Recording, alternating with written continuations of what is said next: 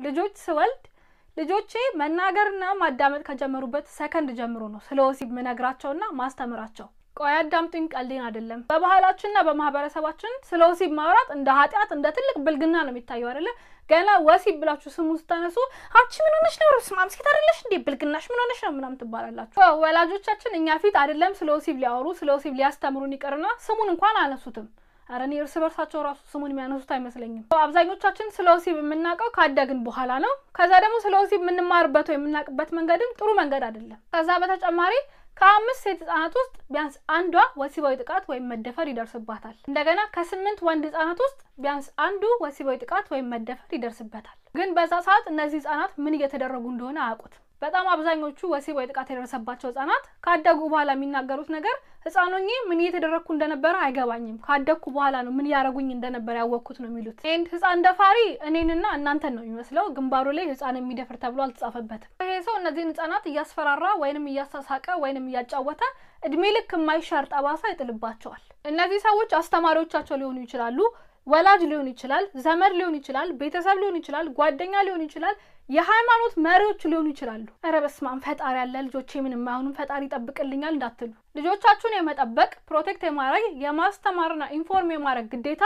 የእናንተ ነው ባታወሩት እንኳን በልጅነታችሁ የደረሰባችሁን አብዛኞቻችሁ ታውቃላችሁ በልጆቻችሁ እንዲደርስ ካልፈለጋችሁ ደግሞ የት ቦታ መነካት እንደሌለባቸው ጨዋታ ምን እንደሚመስልና እንደማይመስል ገደብ እንዲኖራቸው እምቢ እንዲሉ የሆነ ነገር ከደረሰባቸው ደግሞ ቀጥታ መተው ለእናንተ እንዲነግሯችሁ አሳውቋቸው አስተምሯቸው ልብ ብላችሁ ከሆነ በጣም ቆንጆ የሚባሉ ሰዎችን ብዙ ሰው ይወዳቸዋል ምንም ያደረጉት ነገር እኮ የለም ግን በጣም ብዙ ሰው ለነሱ ሲያራግብታላችሁ ሴት ከሆነች የሷ ጓደኛ ለመሆን የሚፈልገው ሴት በጣም ብዙ ነው ወንዶች ያመልኳታል የፈለገችውን ነው የሚያደርጉላት እቃ ይገዙላታል ገንዘብ ይሰጧታል ብቻ ደውላ እዚህ ይደረግልኝ እዚህና ማለት ነው የሚጠበቅባት እሷ ወንድ ከሆነ ደግሞ እንደዛው ሌሎች ወንዶች ከሱ ጋር መታየት ይፈልጋሉ ሴት ለማግኘት ሴክስ ለማድረግ ምናምን አይቸገርም ተሰልፈው ነው የሚመጡለት ግን ችግሩ እንደዚህ አይነት ሰዎች ያለ ምንም ጥረት የፈለጉትን ነገር ሁሉ ስለሚያገኙ ምንም አይነት ስብዕና አይገነቡም ከሰዎች ጋር የውስጣቸውን ዲፕ የሆነ ወሬ ማውራት ኮንቨርሴሽን ማድረግ አይችሉበትም ምክንያቱም ማንም ከጸባያቸው ጋር ጉዳይ ያለው የለም ያላቸውን ነገር ሁሉ ያገኙት በመልካቸው ወይ በአቋማቸው ነው በድን ይሆናሉ ጸባያቸው ማንነታቸው ዋው ኃይላል ገና አፋቸውን ሲከፍቱ ባዶ ማንነት እንዳላቸው አስተዋውቃሉ ከዛ እድሜያቸው እየገፋ ቆዳቸው እየተሸበሸበ መምጣት ሲጀምር ሴቱም ወንዱም ከአካባቢያቸው መራቅ እነሱን መርሳት ይጀምራል ትዳር ካላቸውም ትዳራቸው ይፈርሳል ምክንያቱም ትዳርን ሆነ ጓደኝነትን የሚያቆይ ማንነት የላቸውም ውበታቸው ብቻ ነበር ሰዎችን የሚገዛው ያኔ ደግሞ የመጥፋትና የድብርት ስሜት ውስጥ ይገባሉ ምንም አይነት ብቃት ወይ ልምድ ወይ ዕውቀት ወይ ተሰጥኦ አላዳበሩም ሜዳ ላይ ነው የሚቀሩት እና ቆንጆ አትሁኑ ራሳችሁን አጠብቁ አይደለም ግን እሱ አይደለም ዋነኛ ህይወታችሁን ሊመራ የሚገባው ሁሉ ጊዜም ቢሆን ማንነታችሁን ለማሳደግ ሞክሩ እወቁ ተነጋገሩ ተማሩ ባጭሩ ስብዕናችሁን ገንቡ ያ ነው ትክክለኛው ውበት ያ ነው እስከመጨረሻው አብራችሁም የሚቆይ በታምኑም ባታምኑም የመጨረሻ ሪሌሽንሺፕ የፍቅር ግንኙነቴ ከ3 አመት በፊት ነበር ከወንድ ጋር እጅ ለእጅ ከተያዝኩ ራሱ 3 አመት ያልፈኛል እና ያሳፍረኝ ነበር ፈጣሪን በጣም አማረር ነበር እኔ ዱርዬ አይደለው እኔ መጥፎ ሰው አይደለው ለምዶ ብቻዬን ያስቀረኸኝ ነበር ግን ባል ወይ ሚስት ሽልማት አይደሉም ጥሩ ሰው ደግ ሰው አሪፍ ሰው ስለሆናችሁ የምትሸለሙት ነገር አይደለም ባል ወይ ሚስት እና ትዳር መጥፎ ነገር ነው ያልኳችሁ አይደለም ግን የዘንድሮን ትዳሮች እያያችሁ ነው አይደለ ከአዲስ አበባ ፕሬስ ድርጅት ያገኙት ስታቲስቲክስ ምን ይላል መሰላችሁ በ2018 በአዲስ አበባ ውስጥ ብቻ ከተፈጸሙ 116 ጋብቻዎች ውስጥ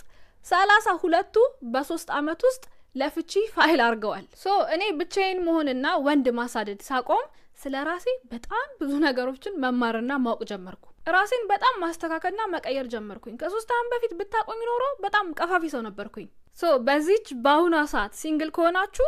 በእጃችሁ ላይ ሎተሪ እንዳዛችሁ ቁጠሩት የፈለጋችሁትን ነገር ማድረግ ትችላላችሁ የማንም ሰው ግዴታ የለባችሁ ሀገር መለወጥ ብትሉ ትምህርት መማር ብትሉ ስራ መቀየር ብትሉ የፈለጋችሁትን ነገር ማድረግ ትችላላችሁ ራሳችሁን ለመቀየርና ለማወቅ በጣም ፐርፌክት ጊዜ ነው ሲንግል ስለሆናችሁ አትሞቱም ኦኬ ይሄ የዓለም መጨረሻ አይደለም እንደውም አላወቅንበትም እንጂ በጣም ወርቅ የሆነ የፈለግነው ነገር በነጻነት ማድረግ የምንችልበት ጊዜ ነው በደም ከተጠቀማችሁበት የምትፈልጓቸው ነገሮች ከሞከራችሁበት ከራሳችሁ ጋር ከተዋወቃችሁበት ደግሞ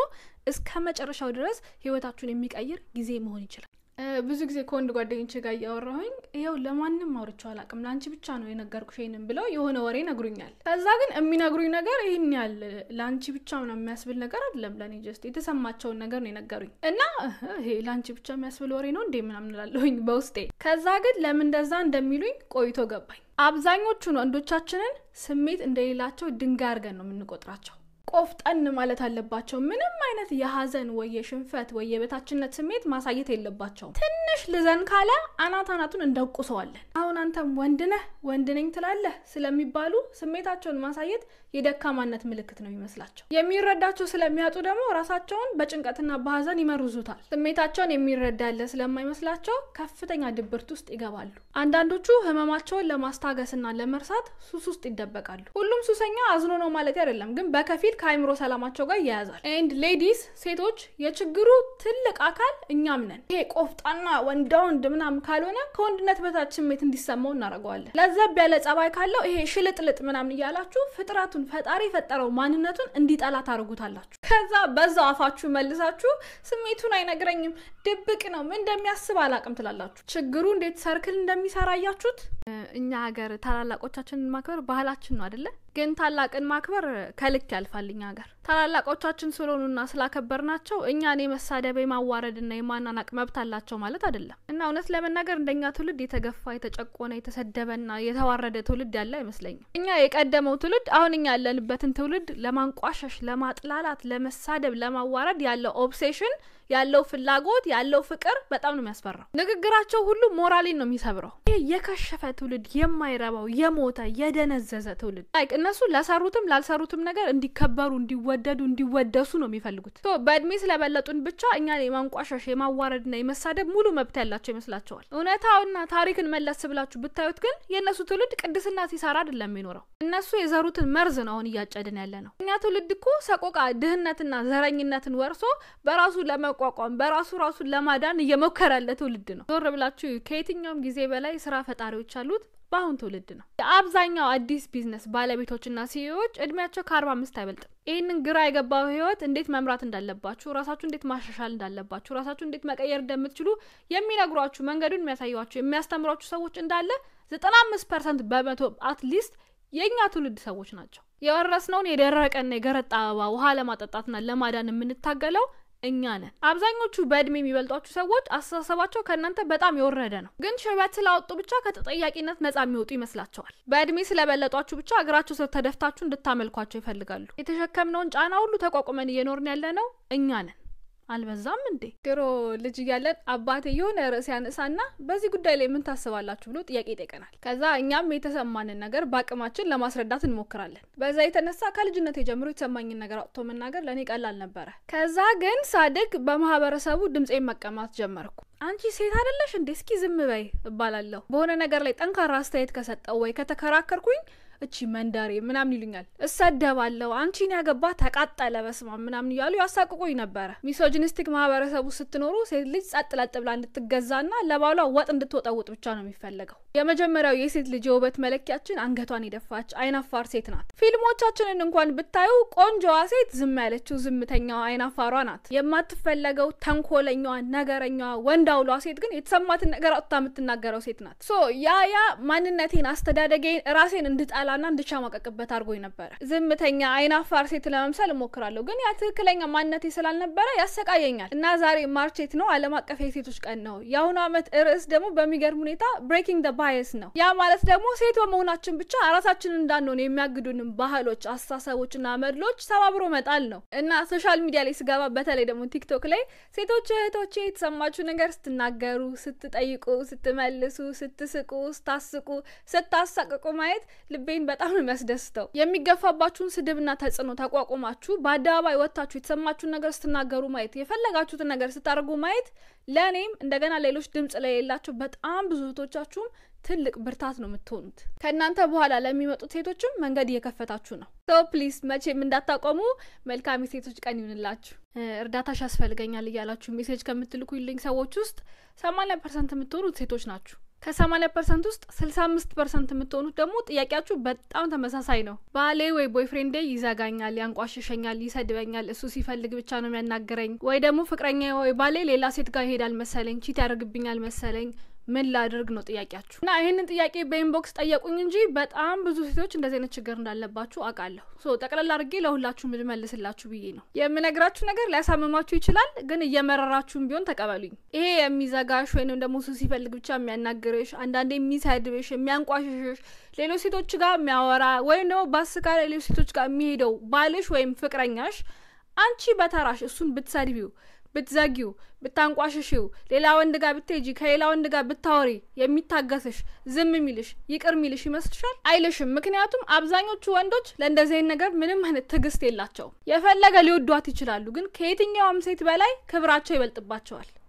ሚስ ቆንጂት አንቺ ለምንድነው እዚህ ግንኙነት እየተሰደብሽ እየተዘጋሽ ቺት እየተደረገብሽ እየታገስሽ የምትቆዩ? አይደለም ሚስት ወይ ፍቅረኛ ለኖርማል ሰው እንኳን የሚገባውን ፍቅርና ክብር ሳታገኚ አንቺ ግን ሰውነትሽን ለሱ መጠቀሚያነትና መደሰቻነት እያዋልሽ በውስጥሽ እየተሰቃየሽና እየታመምሽ ትኖሪያለሽ። ራስሽን ማክበርና መውደድ መጀመር አለብሽ። ያንን የምታረጊው ደግሞ እንደዚህ አይነት ግንኙነት እንደዚህ አይነት ትሪትመንት እንደማይገባሽ በማወቅ ያንን ሰው በመተው ነው። ግን አብዛኞቻችሁ ያዛችሁት በጣም ዴስፕሬት የሆነ ጸባይ ነው። ሲንግል ናት ተብዬ ከምጠራ ወይንም ለብቻዬ ነኝ ብዬ ከምናገር ይልቅ ባል ወይም ፍቅረኛ ኖሮኝ እዛ ግንኙነት ውስጥ እየተሰደብኩም እየተዋረድኩም እንደ ሰው ሳልታይ ቀርቼም ቢሆን አብሬ ልሁን የሚል የዴስፕሬት አስተሳሰብ ነው። ይሄ ደግሞ ቀይረዋለሁ ብዬ ነው ይለወጣል ብዬ ነው ለውጣለሁ ብዬ ነው የሚል አስተሳሰብና ንግግር አቁሙ። አንቺ ግንበኛ ወይ አናጢ አይደለሽም የፈራረሰ ነገርን ቀለም ቀባብተሽ የምትቀያይሪው። አንቺ እንደምትናገሪ ቀላል አይደለም ይከብዳል ነው የምትሉት ይችላልላችሁ። ሃኒ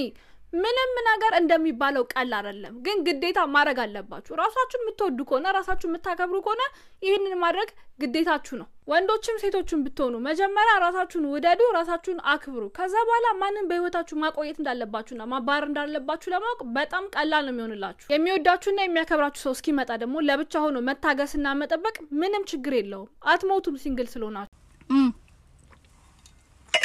ወንድ ልጅ ሁሌ የሚበላይና መሪ ነው ይላል ኮሜንቱ። ባይዘው ሌላ ቪዲዮ ልሰራ ነበር ቲክቶክ ላይ ገባሁት፣ ግን ሰው ታናግራላችሁ እናንተ። በጣም ብዙ ወንዶች እንደዚህ እንደሚሰማችሁ አውቃለሁ። ከዛም በላይ ደግሞ ተጋዝቼ እንደ ባሪያ መኖር ነው የምፈልገው የሚሉ በጣም ብዙ ሴቶችም አጋጥመውኛል። እናውራ። ወንድ ልጅ ሁሌ ጊዜ መሪ ነው ለምትሉ ሰዎች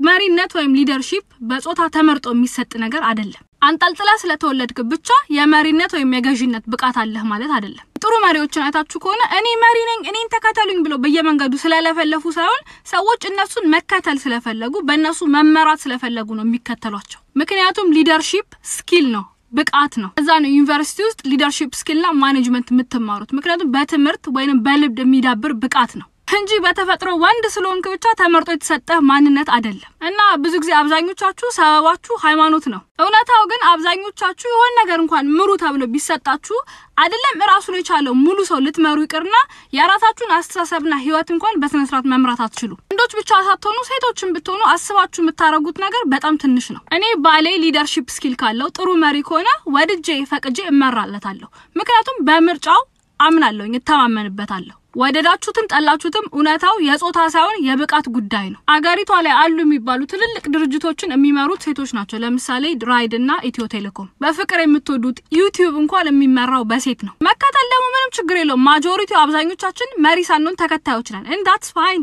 with that being said እኛ እዚህ ተቀምጠን ስለ መሪነትና ስለ መሪነት እንከራከራለን። ነገር ግን ትግራይ ውስጥ የሚኖሩ እናቶቻችን እህቶቻችን እንደገና ህፃናት አሁንም ድረስ እየተገደሉ እየተራቡ እየተደፈሩ ከፍተኛ ስቃይ ውስጥ ነው የሚገኙት። እንዴት እንደሚረዳ አላቅም፣ ግን መርዳት የሚቻልበት መንገድ ካለ ኮሜንት ሴክሽን ላይ አስቀምጡልኝ፣ እኔ ፒን አደርገዋለሁ። ከዚህ በኋላ ግን ዝምታ ይብቃ። እየተሰቃዩ ነው ወገኖቻችን። ይሄ ምንም አይነት የፖለቲካ አጀንዳ አይደለም። it's just about human